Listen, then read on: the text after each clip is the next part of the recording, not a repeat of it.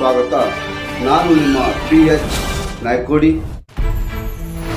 ಇವತ್ತು ನಮ್ಮ ಕರ್ನಾಟಕ ಸೇನೆ ಯಡ್ರಾಮಿ ತಾಲೂಕು ಘಟಕದ ವತಿಯಿಂದ ನೂತನ PSI ವಿಶ್ವನಾಥ್ ರೆಡ್ಡಿ ಇವರಿಗೆ ಸನ್ಮಾನ ಮಾಡಲಾಯಿತು.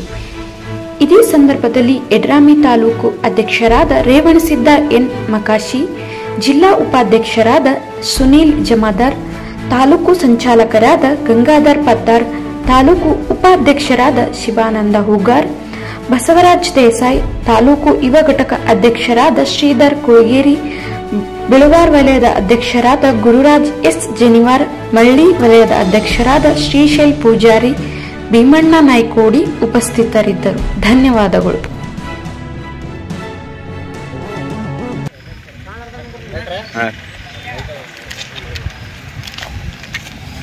ಮುಂದೆ